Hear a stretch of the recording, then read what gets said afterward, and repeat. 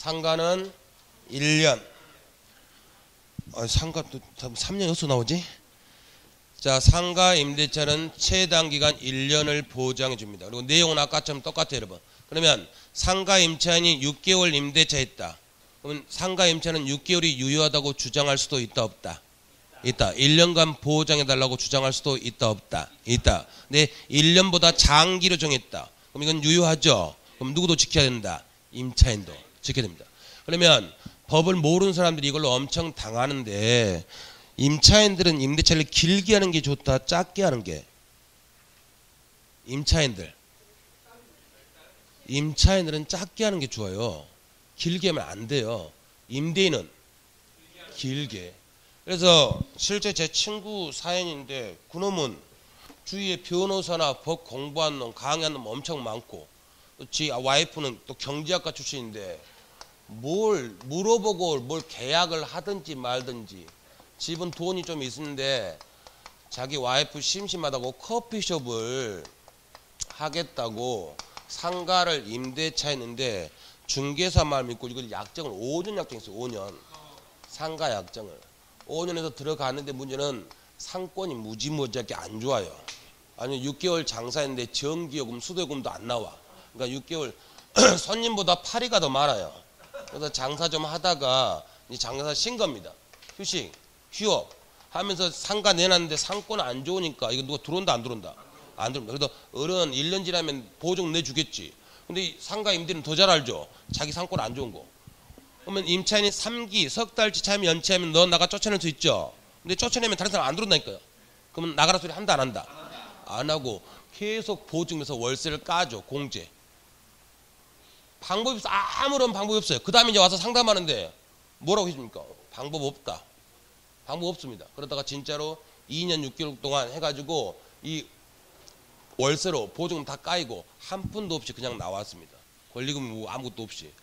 이거 의미가 없어요. 이 사람은 장사 몇 년 한다? 1년 해야 돼. 1년. 그럼 1년 하고 내가 장사가 좀 됐는데 임대인이 1년 지났다고 나가라면 곤란한 거 아니냐? 처음에 상가금을 임대차 보호법은 그런 게 있었어요. 1년 장사해도 장사 엄청 잘 되는데 나가 하는 순간 쫓겨날 수밖에 없었습니다. 근데 지금은 거기에 대해서도 보호수단이 다 있다 없다? 있어요. 그래서 만약에 여기서 2년 약정하고 상가에 들어갔다. 2년 약정. 근데 상권이 안 좋았다. 안 좋아서 1년간 내내 적자만 봤다 이겁니다. 1년 내내. 근데 그래도 열심히 해가지고 6개월 자기 월급은 못 가져가도 그래도 적자는 안 보고 현상 유지했습니다. 그러다 TV 나고 뭐 하면서 마지막 6개월 이때 조금 돈을 벌기 시작한 건데 재수가 없으니까 놀부 같은 임대인을 만난 거예요. 놀부 눈에는 그 사람이 돈 번 것만 보이거든요. 그러니까 지가 장사한다고 나가래요. 지가. 그래서 처음에 상인법을 만들 때도 여기에 대한 보호선이 없었어요. 우리 열심히 상공키하는데 나가야 됩니다. 임대인한테는 권리금 달라고 한다 못한다? 못합니다. 그럼 나가는 거예요 그냥. 그래서 이런 사람들이 상가 임차인들이 뿔나니까 우리도 임대인한테 권리금 받을 수 있는 규정을 만들어달라 이렇게 요구한 겁니다. 근데 그런 법은 만들어준다 안 만들어준다? 자기 처갓집에서 권리금 줘야 되니까 이건 안 만들어줍니다. 근데 안 만들어주면 우리 니네들 낙선운동하겠다 반대하는 인간들 낙선운동한다니까 또 국회의원들은 당선은 돼야 되죠. 그러니까 법을 만들어야 돼요. 근데 그래도 권리금은 임대인한테 권리금 달라는 규정 이건 만들 수가 없다 이겁니다. 그래서 이 사람들이 이제 임차인들한테 설득한 게 뭐냐면, 그러면 당신들이 지금 투자한 시설 투자금 뽑을 만큼 충분히 장사하고 나가겠다 아니냐, 맞죠? 그러면 당신들이 임대인한테 계약갱신을 요구할 수 있게 해주게 됩니다. 계약갱신 요구권. 이게 형성권이에요. 형성권이면 의리 말하면 바로 계약은 갱신된다 안 된다? 됩니다. 최초 임대차 포함해서 몇 년? 5년. 그러면 지금 몇 년 장사했죠? 2년. 앞으로 몇 년간 더 장사할 수 있다? 3년간. 이게 있으니까 임차인들은 작게 하는 게 좋아요. 작게. 이걸로 장사하면 되니까. 근데 이제 이렇게 해서 계약갱신은 5년까지 연장이 되는데, 물론 임차인이 싸가지 없는 일도 있겠죠. 그래서 임차인이 싸가지 없으면 거절할 수가 있어요. 8가지 거절 사유가 있습니다. 이 거절 사유가 있으면 임대인 값은 거절할 수가 있는데, 이게 없으면 거절이 안 됩니다. 이게 계약갱신 요건. 역대 공인중개사 민법에서 상인법에서 가장 출제가 많이 된 게 이 내용들입니다. 계약갱신 요건. 그래서 거기 가시면 제목 공사의 계약갱신의 요구 있죠. 양가로 1번. 임대인은 임차인이 임대차 기간 만료 전 6개월 전부터 1개월 전까지 행하는 계약갱신 요구에 대해서 정당한 사유 없이 이를 거절하지 못한다 이겁니다. 그러나 다음에 열거하는 경우에는 그러하지 않는다. 다음에 8가지 경우는 거절할 수 있다 이겁니다. 근데 이게 없다. 8가지가. 그러면 오른쪽 양가로 2번. 임차인의 계약갱신 요구는 최초의 임대차 기간을 자 포함의 동그라미. 제외한다, 포함한다. 포함. 항상 시험은 제로 장난칩니다. 제외하고 5년인데 포함해서 5년. 그럼 칠판은 지금 2년 장사했으니까 앞으로 몇 년간 더? 3년만 더 할 수 있습니다. 포함해서 전체 임대차 기간이 5년을 초과하는 범위 내에서만 인정될 수 있습니다. 그러면 거기 근데 8가지 거절 사유가 있으면 이때는 거절할 수 있다고 그랬죠. 이거 암기해야 되는데 시험에 이제 엄청 잘 나왔던 거 3가지만 오늘 같이 암기하십니다. 자, 제가 읽으면 이게 맞는 말인지 틀린 말인지 여러분이 확인하시면 됩니다. 먼저 동그라미 1번. 동그라미 1번. 임차인이 2기의 차임에 해당하는 금액에 이르도록 차임을 연체한 사실이 있는 경우 임대인은 계약갱신 요구를 거절할 수 있다. O다 X다. X 몇 기? 3기. 맨날 시험지는 2기로 장난칩니다. 그래서 2기 X 3기 동그라미 하시고 2기 X 이렇게 하시고 그다음에 두 번째 5번.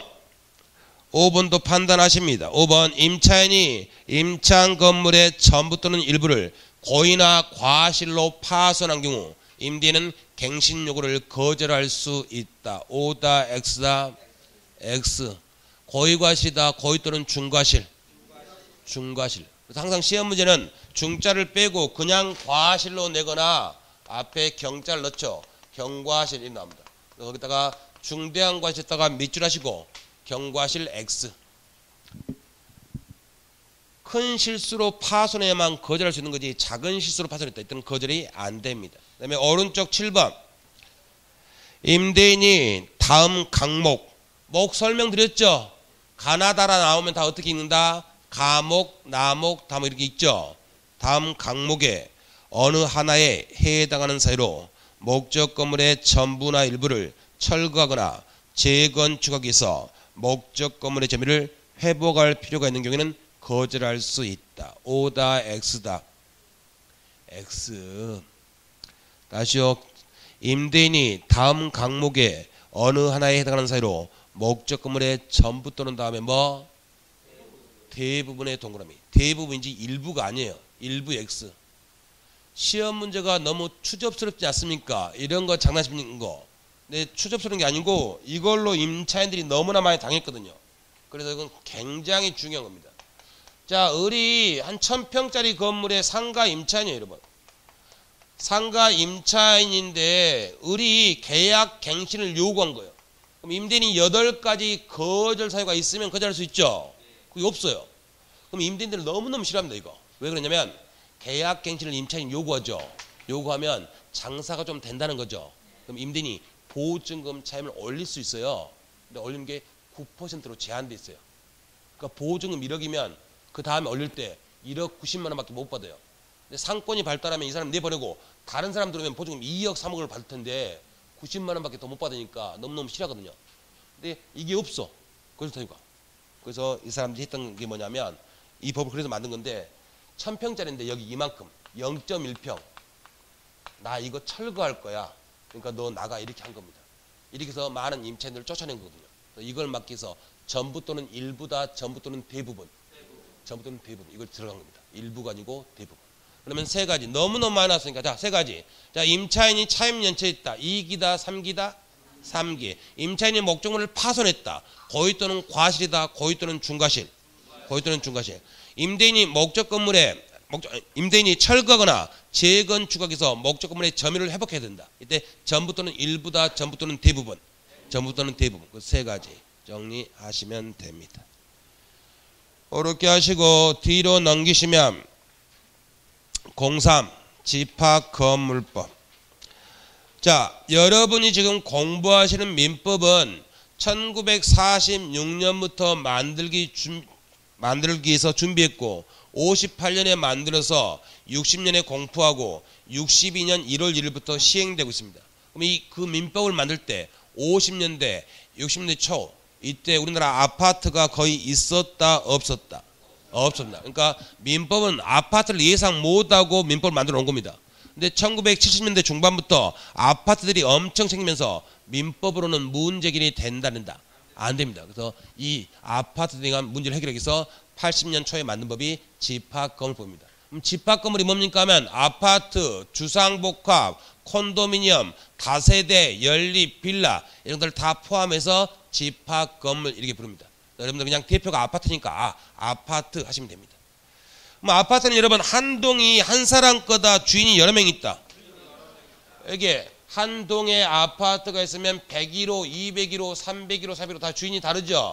그럼 그 주인들이 한 동의 건물을 나눠서 가지고 있죠. 나눠서 구분해서 가지고 있다. 이걸 뭐라 부른다? 구분 소유권. 구분 소유권. 그럼 우리 구분 소유권 말 한번 아파트는 문제가 안 되는데 우리 증축 부학과 관련해서 구분 소유권 공부했었는데 자 보시면 갑이 2층 건물을 지었죠. 네, 3층을 증축했습니다. 그럼 법적으로 이 건물은 하나가일 수도 있고 두 개일 수도 있다 없다? 두 개일 수도 있다고 그랬죠.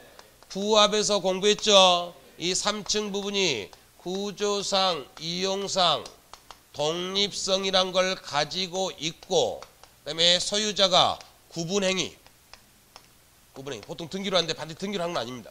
구분행위, 구분의사 이 두 가지 동그라미가 두 개 있으면 이 순간 구분소유권 성립한다 안 한다? 한다. 둘 중에 하나라도 없으면 구분소유권 성립한다 안 한다? 안 합니다. 그래서 이 두 가지를 갖춰야만 구분소유권이 성립한다 입니다. 그러면 이제 시험 문제 입문 과정에서 할 내용은 아닌데 너무너무 중요하니까 지금 설명드립니다. 그러면 갑이라고 하는 사람이 상가를 분양계약합니다.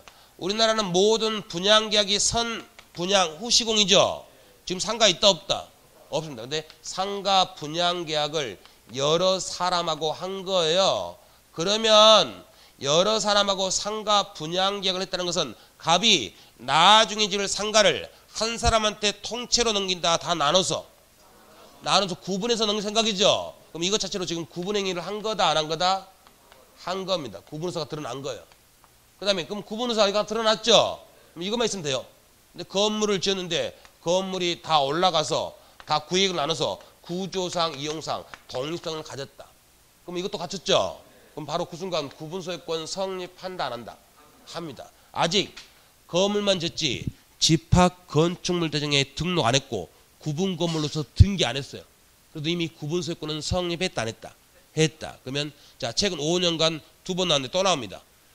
구분소유권이 성립하기 위해서는 집합건축물 대장에 등록되거나 구분건물로서 등기가 돼야 된다. O다 X다. X 그것 없이도 둘만 갖추면 성립한답니다. 그래서 거기 보시면 전유 부분 나왔죠. 목적이 좀 이상한데 여러분 전유 부분은 어려운 말이 아니고 전적으로 소유하는 부분. 전유 부분. 그러면 아파트 101호는 누구 거죠? 101호 주인 거죠. 101호, 201호, 301호, 401호 이런 것들이 다 무슨 부분? 전유 부분. 그래서 앞으로 4월 달까지는 그냥 전유 부분 나오면 아파트 101호 이렇게 생각하시면 됩니다. 101호 이렇게 하시고 거기 동그라미 3번 2번은 여러분들 보시고 동그라미 3번 보시면 3번의 두 번째 줄 제일 뒤쪽에 따라서 구분 건물이 물리적으로 완성되기 전에도 건축 허가 신청이나 분양 계약 포인트 분양 계약 등을 통하여 장래 신축되는 건물을 구분 건물로 하겠다는 구분의사가 객관적으로 표시되면 자 구분행위의 존재를 인정할 수 있고 뭘 인정할 수 있다? 구분행위. 그러면 동그라미 하나 있죠. 구분행위 동그라미 하나 있고 그 다음 이후 한 동의 건물 및 그 구분행위 상하는 구분 건물이 객관적 물리적으로 완성되면 완성됐다는 말이 구조상, 이용상, 독립성이 있다 없다? 있답니다. 이 두 가지 갖췄으면 포인트 아직 그 건물이 집합건축물 대장에 등록되거나 구분건물로서 등기부에 등기되지 않았더라도 이미 그 시점에 구분소유권은 성립했다 안 했다? 성립했다. 반드시 등기할 필요는 없다. 다시 한번 정리하시고. 그 다음에 양가로 2번 공용 부분. 그건 국어 개념하고 똑같아요 여러분. 다 같이 쓰는 부분 뭐? 공용 부분. 네, 동그라미 1번 법정 공용 부분. 가로 안에 당연 공용 부분은 공용 부분이라는 취지의 등기가 필요 없다. 여러분 누가 봐도 공용 부분. 이게 법정 공용 부분입니다. 얘 쓰면 간단해요. 거기다 얘를 계단, 복도, 엘리베이터. 계단, 복도, 엘리베이터는 아파트 주민들이 다 같이 쓰는 거죠. 이거 공용 부분이다. 이거 등기할 필요 있다 없다? 등기 안 해도 다 안다 이겁니다. 다 안다. 네, 동그라미 2번 규약상 공용 부분은 공용 부분이라는 취지의 등기를 해야 된다. 자 여러분 규약상 공용 부분은 구조는 전유 부분이에요. 구조는 아파트 101호. 근데 이걸 분양할 때 분양회사가 건설회사가 신혼부부들을 많이 끌어들이기 위해서 우리는 아파트 101호를 어린이 놀이방으로 쓰겠습니다. 이렇게 분양했습니다. 아니면 우리는 어르신들의 노인정으로 쓰겠습니다. 이렇게 분양했다. 그러면 구조상은 뭔데? 전유 부분 맞죠? 근데 그 아파트에서는 뭘로 쓰고 있다? 공용으로. 이게 규약상 공용 부분. 그러면 다른 아파트 주민들은 이걸 공용 부분이라는 걸 안다 모른다? 모르죠. 그러니까 그 사람들 알게 공시주라. 그래서 뭐하라? 등기. 우리 아파트에서는 이게 공용 부분이다. 취지를 등기하라 이겁니다. 놀이방, 노인정. 요즘 여러분 요즘 새로운 아파트 원주도 지금 아파트 엄청 짓죠. 새로운 아파트들 공용 부분 규약상 공용 부분 많다 적다? 많아요. 요즘 신규 아파트에 다 헬스장 들어가 있죠. 그다음에 독서실 들어가 있죠. 이런 게 다 규약상 공용 부분 등기하라 이겁니다. 등기. 이렇게 하시고 오른쪽 대지 사용권 이름을 잘못 써놔가지고 여러분들이 대지 사용권이 나오면 아 땅을 쓰는 권리구나 이렇게 생각하시는데 그게 아니고 여러분 자 여러분 해보십니다. 아파트 101호, 201호, 301호, 401호 이걸 소유하려면 땅에 대해서도 권리가 있어야 된다 없어야 된다? 있어야 되죠. 그래서 전유 부분을 소유하기 위해서 땅에 대해서 갖는 정당한 권리 이게 대지 사용권이에요. 그럼 보통 아파트는 전유 부분 소유권 가지고 있는 사람들이 대지도 소유하고 있죠. 그래서 보통 대지 소유권인 게 일반적이지만 그 대지를 소유하지 못했다 하더라도 정당한 땅 사용권만 있으면 101호, 201호, 301호, 401호 가질 수 있다 없다? 갑의 땅인데 여러분 갑의 땅인데 A부터 A, B, C, D, E, F, G, H까지 8명이 친해요. 그래서 우리는 같이 집을 지어서 한 건물에서 오순도순 잘 살자 이겁니다. 근데 돈이 부족하니까 이 사람들이 갑의 땅을 지상권으로 빌렸어요. 지상권으로 땅 빌려가지고 여기다가 다세대 주택을 8세대를 지었다. 그러면 101호, 201호, 301호, 401호 다 A, B, C, D 이 사람들 거죠. 땅에 대해서는 소유권은 없죠. 근데 정당한 땅 사용권은 있다 없다? 있죠. 이렇게 해서 전유부분 소유할 수 있죠. 이것도 다 뭐다? 대지 사용권. 그럼 시험 문제이 나옵니다. 대지 사용권은 소유권에 한한다. O다 X다. X. 지상권, 임차권, 전세권도 다 될 수 있답니다. 그래서 거기 공이 개념 보시고 두 번째 줄 앞쪽에 대지 사용권은 통상적으로는 소유권이지만 그 밖에 지상권, 전세권, 임차권 등도 대지 사용권이 될 수 있다. 아시고 그 아래 관리단 나왔는데 여러분 관리단이 뭐죠? 관리 사무소랑 상관 있다 없다? 관리 사무소랑 관리단은 전혀 상관이 없습니다. 아파트 관리단이 뭡니까? 이건 법에 의해서 당연히 구성되는 단체인데 여러분이 아파트를 사서 여러분 앞으로 소유권 이전 등기가 됐다. 그러면 소유권 취득했죠. 그 순간 여러분들은 관리단의 구성원이 된 겁니다. 아파트 관리단이라는 것은 아파트 소유자들로 이루어진 법에서 당연히 이루어진 단체입니다. 그럼 거기 가입 탈퇴가 됩니까 안 됩니까? 안 된다니까요. 탈퇴 못해요. 등기하면 나는 관리단 구성돼요. 그다음에 관리단은 무슨 조직행위 같은 게 필요하다 필요 없다? 필요 없고 법에서 아파트 분양 계약이 다 끝나면 법에서 당연히 인정되는 단체가 뭐다? 관리단. 그래서 양가로 1번 관리단은 구분소유자 전원으로서 구성된다. 구분소유자는 본인의 의사와 관계없이 법률의 규정에서 당연히 구성원이 된다 이겁니다. 가입 탈퇴 된다 안 된다? 안 된다. 관리단 조직행위 필요하다 필요 없다? 필요 없습니다. 시험에 잘 나옵니다. 그렇게 정리하시고 뒤로 넘기시면 관리인 나왔습니다. 여러분 그러면 관리인은 누구죠? 관리인 관리사무소 대표가 관리인이다. 오다 X다. X입니다. 관리인은 여러분 말을 이상하게 만들어 봅니다. 관리인은 동대표. 동대표가 관리인 동대표. 그럼 거기 양가로 1번 보시면 구분 소유자가 10인 이상일 때는 관리인을 두어야 한다. 자, 다세대가 10세대 이상이면 관리인을 의무적으로 줘야 돼요. 아파트는 항상 10세대가 넘죠. 그럼 관리인 동대표 무조건 뽑아야 돼요. 근데 다세대가 8세대다. 그러면 10인 미만이죠. 이제는 관리인을 뽑지 않을 수도 있다 없다?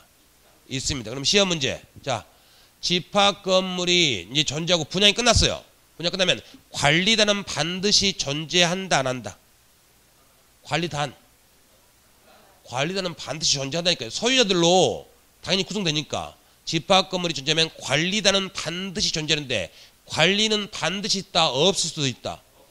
10인 10세대 이상일 때만 뽑아야 되니까 관리는 없을 수도 있습니다. 근데 관리단은 반드시 존재해야 됩니다. 관리단. 이렇게 하시고. 그럼 관리는 어떻게 뽑죠?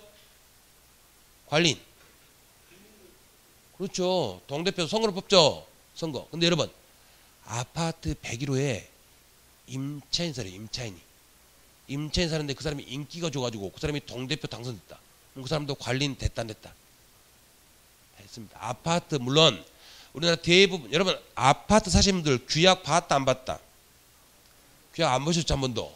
근데 규약 보면 우리나라 대부분 아파트는 소유자만 동대표가 될 수 있다 이런 규약들이 있어요.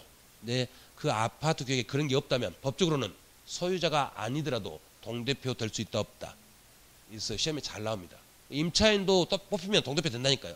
보시면 거기 양가로 2번 관리인은 구분 소재일 필요가 없다 나왔죠. 이 말이 임차인도 동대표 당선될 수 있다 이 말이에요. 임차인도 구분 소재일 필요가 없다. 임차인도 될 수 있다. 이렇게 아시고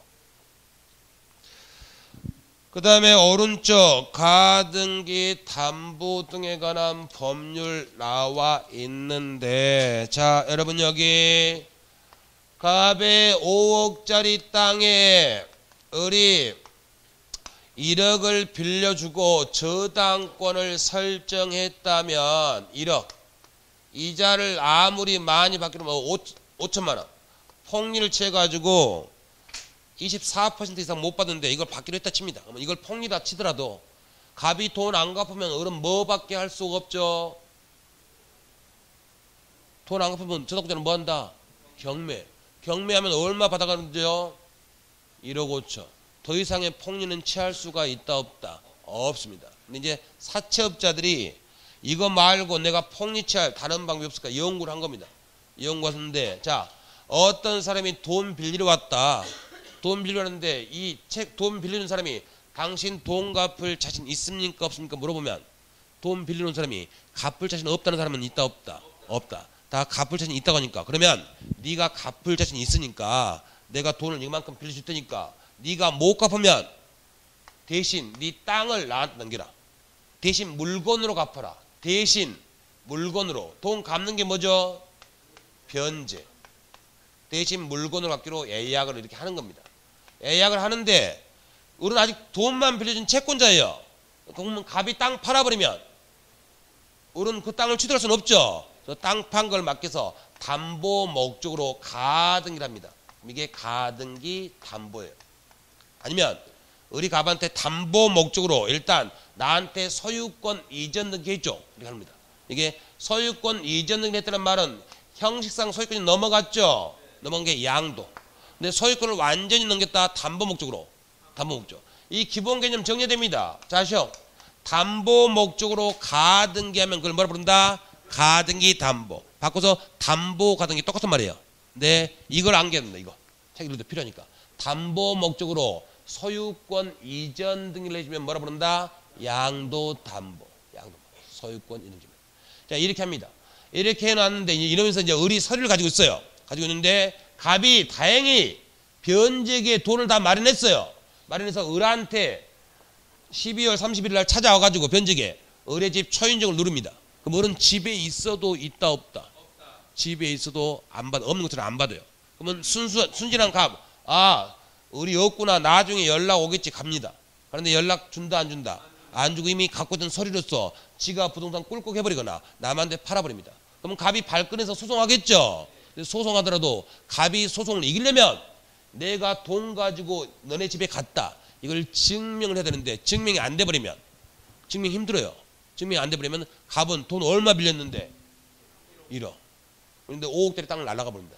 이런 식으로 해서 엄청나게 많은 사람들이 사채업자들한테 당한 거예요.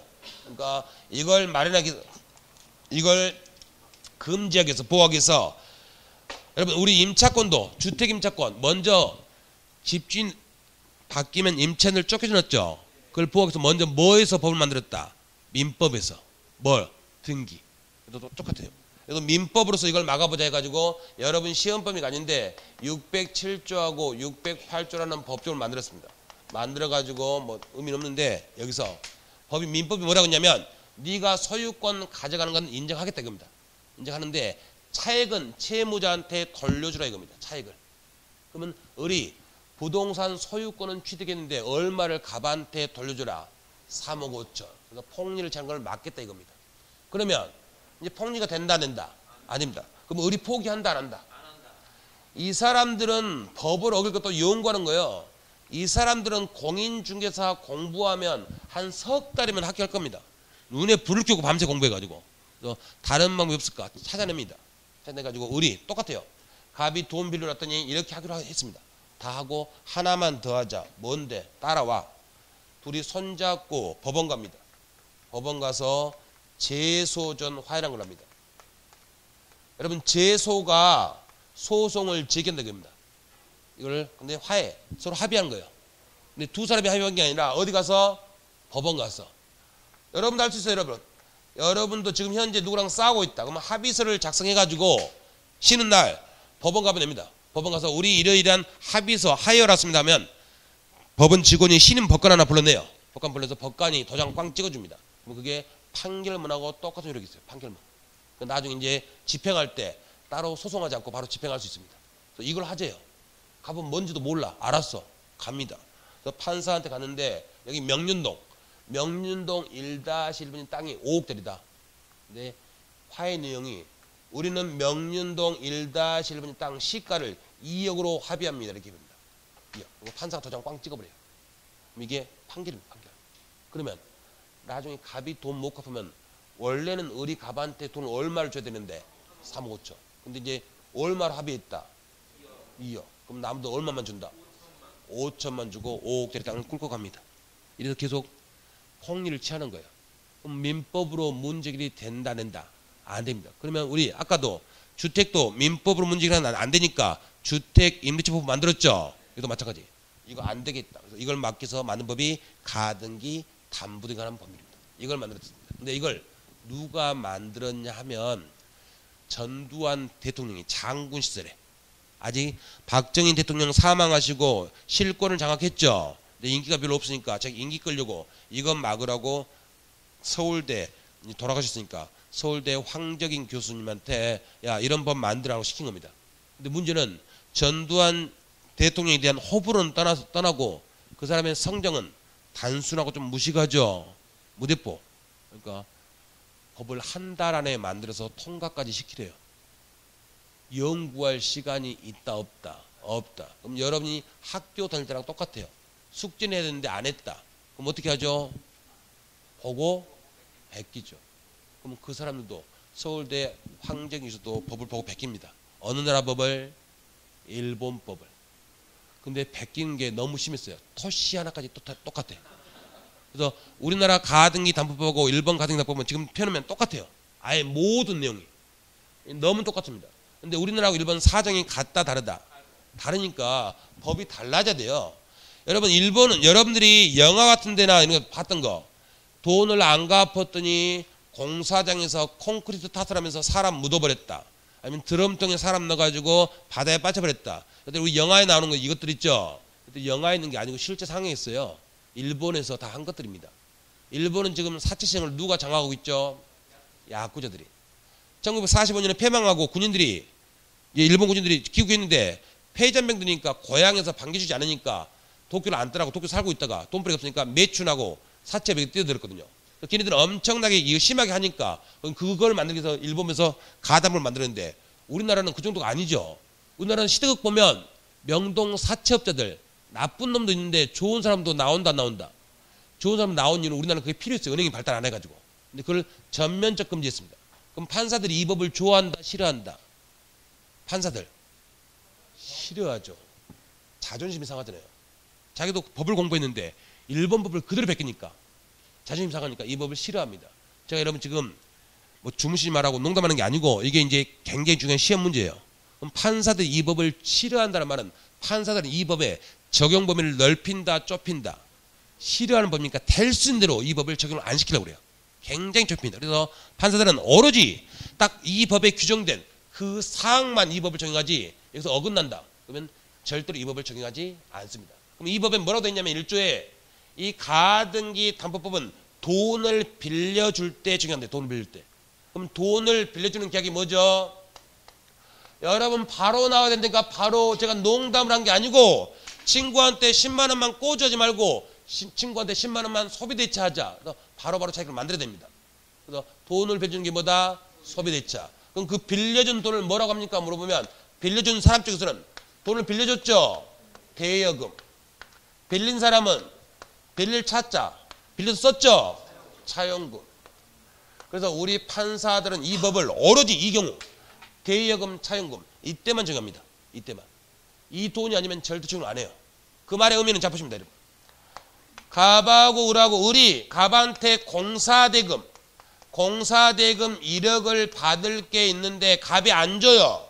계속 달라고 하니까 갑이 내가 12월 말일까지는 줄게. 나 너 못 믿어. 야 믿어. 못 믿어. 좋아. 그러면 내가 12월 30일까지 안 주면 네가 내 땅 대신 가져가. 5억짜리 땅 너 가져가. 대물변제 애약했습니다. 애약하고 난 다음에 땅 팔면 안 되니까 그걸 담보하기 위해서 가등기 하면 뭐? 가등기 담보. 담보하기 위해서 소유권 이등기 하면 뭐? 양도 담보. 이렇게 했습니다. 근데 갑이 12월 30일 날 돈을 안 갚아요. 안 갚으면 이때 폭리를 취하는 거 맞죠? 이때 가담법 적용한다 안 한다? 이 법 적용한다 안 한다? 안 한다니까요. 왜? 돈을 빌려준 게 아니니까. 이 법 적용하지 않고 이건 민법을 해결한다. 민법. 그래서 가담법은 어디만 돈을 빌려준 거. 그래서 대여금, 차용금. 이때만 적용합니다. 그다음에 두 번째. 가등기 담보법은 여러분 폭리를 취하는 걸 막게 한 거죠. 폭리. 따라서 여기 1억 빌려주고 이자 5천에 못 갚으면 5억짜리 땅 받기로 했다. 이건 을이 폭리를 취하는 거 맞죠? 근데 을이 10억을 빌려주고 갑이 돈을 못 갚으면 5억짜리 땅을 넘겨받기로 했다. 이거는 폭리를 취하는 거다. 천사다. 천사죠. 이때는 가담법 적용한다 안 한다? 안 합니다. 그래서 무조건 이 목적물, 담보 목적물이 피담보 측권을 초과할 때 이때만 적용하지 다른 때 적용하지 않습니다. 그 다음에 법조문 제목이 뭐죠 여러분? 가등기 담보 등에 관한 법률이죠. 여러분 이 말의 의미는 가등기 담보 등에 관한 말의 의미는 담보 목적으로 을 앞으로 가등기를 하든지 아니면 본등기가 돼야 돼요. 아니면 등록이라도. 그래서 등기 등록이 돼야만 가담법을 적용하지 이게 아니면 가담법을 적용하지 않습니다. 그러면 자 여러분 시험 문제 을이 갑한테 1,000만 원 빌려주면서 갑이 못 갚으면 1억짜리 고려청재를 대신 주기로 예약했습니다. 이것도 폭리 맞죠? 가담법 적용한다 안 한다? 안 합니다. 고려청재는 등기가 된다 안 된다? 안 되니까 무조건 등기돼야 돼요. 그 다음에 그럼 이거는 여러분 을이 갑한테 100만 원 빌려주고 갑이 돈을 못 갚으면 대신 자동차를 넘겨받기로 했다. 이건 가담법 적용될 수 있다 없다? 있다죠. 자동차는 뭐하니까? 등록. 등기 등록이 돼야 돼요.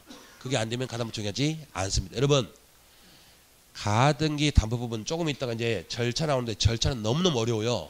어려운데 절차가 시험 문제가 70%, 그다음에 방금 했던 적용 범위가 시험 문제가 30%가 출제가 되는데 다행히 내년은 적용 범위에서 나올 확률이 높아요. 그럼 방금 했던 세 가지만 암기해도 한 문제를 맞힐 확률이 높다 이겁니다.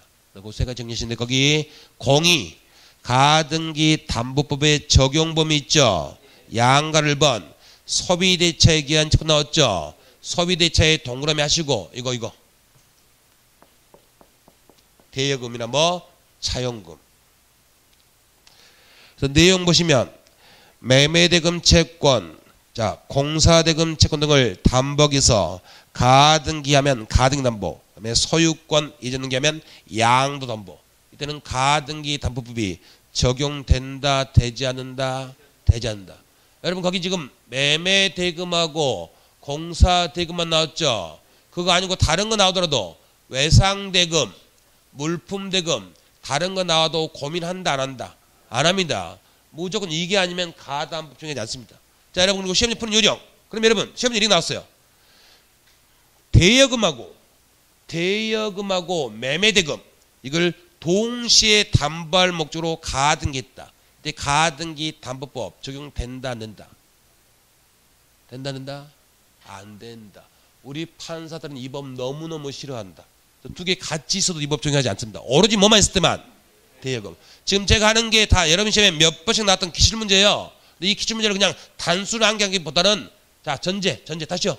우리나라 판사들은 이 법을 좋아한다 싫어한다? 싫어하고 엄청 싫어합니다. 그래서 적용 범위를 넓힌다 좁힌다. 그래서 오로지 딱 이것만 있을 때만 적용하지 나머지는 적용하지 않는다 이겁니다. 그 다음에 양가로 3번 담보 목적물의 가액이 피담보 채권의 걸 뭐하는 경우? 초과하는 경우. 그래서 빌려준 돈이 더 많다. 그러면 가담법 적용한다 안 한다? 안 합니다. 항상 목적물이 더 비싸야 됩니다. 그 다음에 양가로 4번 등기 다음에 뭐죠? 등록. 자동차는 등록하죠.